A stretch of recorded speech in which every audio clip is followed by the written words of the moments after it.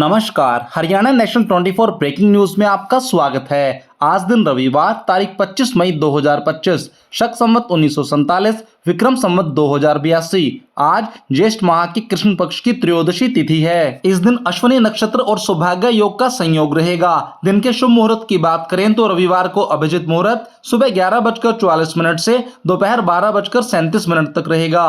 चंद्रमा मेष राशि में संचरण करेंगे। चलिए अब जानते हैं फटाफट हरियाणा और देश की महत्वपूर्ण खबरों को केवल 8 से 10 मिनट में। युवाओं के लिए खुशखबरी, सेना में हवलदार और नायब सूबेदार बनने का मौका। इंडियन आर्मी ने हवलदार और नायब सूबेदार पद के लिए सूचना जारी की है। इस सूचना के अंतर्गत इंडियन आर्मी ने स्पोर्ट्स कोटा पद के लिए भर्ती विज्ञापन जारी किया है। यह भर्ती विज्ञापन 17 मई 2025 से शुरू हो चुका है और अंतिम तिथि 15 जून 2025 है। अगर आप योग्य और इच्छुक उम्मीदवार हैं तो आप इस तिथि के बीच में आवेदन कर सकते हैं। आवेदन करने के पश्चात आपको आवेदन शुल्क भी जमा कराना होगा, जो कि आप इंटरनेट बैंकिंग या डेबिट कार्ड से जमा करा सकते हैं। इस भर्ती के लिए आवेदक का 10वीं पास होना अति आवश्यक है। इसके अलावा स्पोर्ट्स कोटा में भी अचीवमेंट्स होनी चाहिए। हरियाणा में 7,000 महिलाओं का कर्ज माफ, काम शुरू करने के लिए लोन लिया था। 30 जून तक ना चुकाने वालों को फायदा होगा। हरियाणा सरकार ने महिलाओं को स्वरोजगार के लिए दिए गए लोन में बड़ी राहत दी। महिला विकास निगम से लोन लेने वाली 7,305 महिलाओं का 6 करोड़ 63 लाख रुपया बकाया लोन माफ कर दिया गया। इसमें 3 करोड़ 82 लाख रुपए मूल राशि और 2 करोड़ 81 लाख रुपए ब्याज शामिल है। सरकार ने यह फैसला महिलाओं की आर्थिक स्थिति को देखते हुए लिया। महिला विकास निगम को वित्तीय नुकसान से बचाने के लिए यह राशि महिला एवं बाल विकास विभाग देगा। विभाग के अनुसार 30 जून 2024 तक लोन नहीं चुका पाने वाली महिलाओं का पूरा बकाया माफ कर दिया गया है। एनएचएम कर्मचारियों ने कहा नहीं मिल पा रही समय पर सैलरी, कैसे चलेगा घर। मंत्री आरती राव ने कहा वह खुद देखेंगी पूरा मामला। झज्जर में एनएचएम कर्मचारियों ने स्वास्थ्य मंत्री को ज्ञापन देकर अपनी लंबित मांगों को पूरा करने का आग्रह किया। कर्मचारियों ने वेतन में देरी और 7वें वेतन आयोग की सिफारिशों को लागू न करने जैसी समस्याओं का उल्लेख किया। उन्होंने कोरोना काल में किए गए अपने योगदान को भी याद दिलाया। स्वास्थ्य मंत्री आरती राव ने उनकी मांगों पर विचार करने का आश्वासन दिया।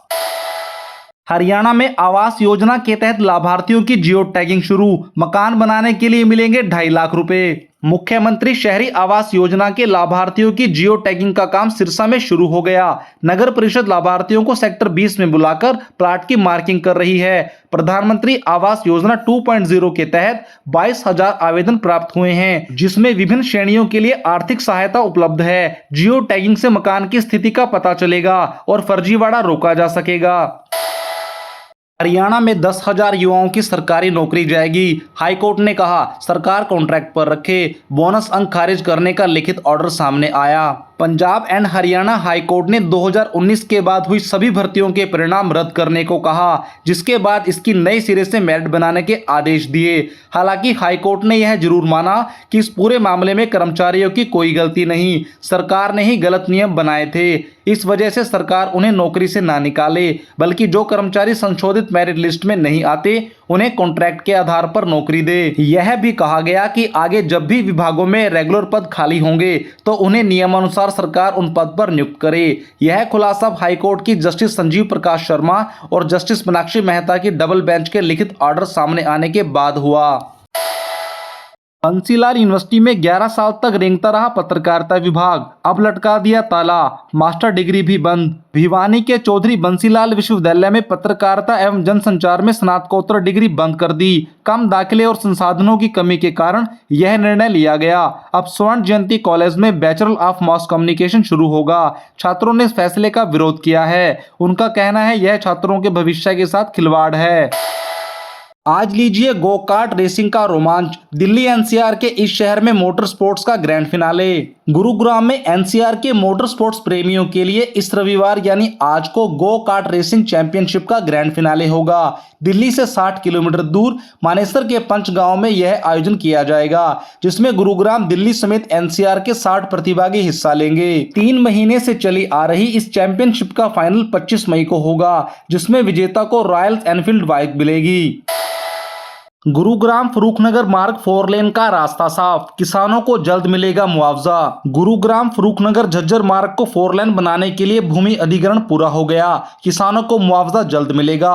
लोक निर्माण विभाग ने आपत्तियां निपटा दी हैं। मंत्री राव नरबीर सिंह ने निर्माण में तेजी लाने के निर्देश दिए। चंदू गांव के सरपंच ने जाम से मुक्ति की उम्मीद जताई। भूमि अर्जन अधिकारी ने बताया कि मुआवजा वितरण जल्द शुरू होगा। धनकोट और चंदू गांव में जाम की बड़ी समस्या है। नीति आयोग की बैठक में सीएम सैनी ने दिखाया हरियाणा का रोड मैप, पेश किया विजन डॉक्यूमेंट 2047। नई दिल्ली में नीति आयोग की बैठक में मुख्यमंत्री नायब सिंह सैनी ने हरियाणा के विजन 2047 को प्रस्तुत किया।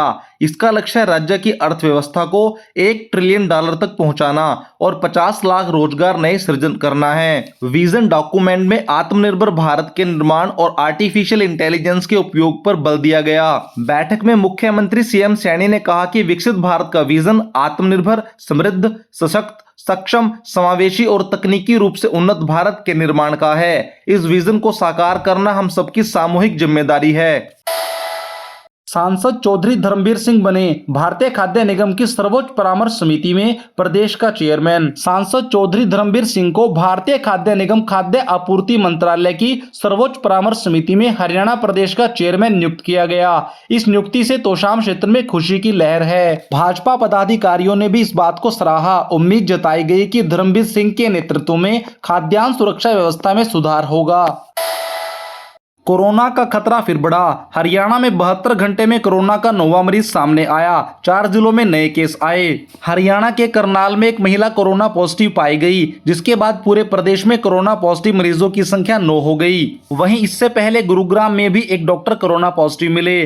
डॉक्टर की किसी दूसरे देश में कोई ट्रैवल हिस्ट्री भी नहीं है। इसके साथ ही गुरुग्राम में 3 दिन के भीतर कोरोना का यह चौथा केस मिला। गुरुग्राम के अलावा फरीदाबाद में 3 और यमुनानगर में भी 1 केस मिल चुका है। ऐसे में हरियाणा सरकार अलर्ट हो गई है। सभी सरकारी अस्पतालों में कोरोना के संदिग्ध मरीजों की टेस्टिंग शुरू कर दी गई है। हजारों युवाओं की नौकरी पर मंडराते संकट को लेकर हमलावर हुए सुरजेवाला, सरकार की नीति पर उठाए सवाल। हरियाणा में सामाजिक आर्थिक आधार पर सरकारी नौकरी में अतिरिक्त अंकों की नीति को हाईकोर्ट ने रद्द कर दिया, जिससे कई कर्मचारियों की नौकरी खतरे में है। कांग्रेस नेता रणदीप सुरजेवाला ने सरकार से प्रभावित युवाओं के लिए नए पद बनाने की मांग की है, ताकि उनकी नौकरी बनी रहे। उन्होंने सीईटी परीक्षा में सरकार की विफलता पर भी सवाल उठाया। गुरु जम्भेश्वर विश्वविद्यालय के 581 स्टूडेंट्स को 155 प्रतिष्ठित कंपनियों में नौकरी मिली। कुलपति प्रोफेसर नरसी राम बिश्नोई ने बधाई दी। गुरु जम्भेश्वर विश्वविद्यालय ने जून 2025 में समाप्त हुए सत्र में शानदार प्लेसमेंट दर्ज किया।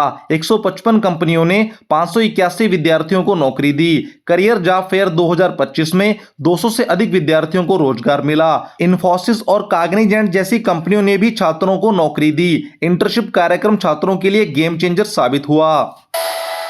हरियाणा के 7 जिलों में आंधी और बारिश, 16 जगह तूफान का रेड अलर्ट। पंजाब में दीवार गिरने से एक व्यक्ति की मौत हुई। हिमाचल में बादल फटा। हरियाणा और पंजाब के साथ साथ हिमाचल में भी शनिवार को मौसम बिगड़ गया। हरियाणा के हिसार, फतेहाबाद, भिवानी, चरखी दादरी, जींद, कुरुक्षेत्र और पंचकूला में तूफान के साथ तेज बारिश हुई। फतेहाबाद में तो सड़कों पर 1 फीट तक पानी जमा हो गया।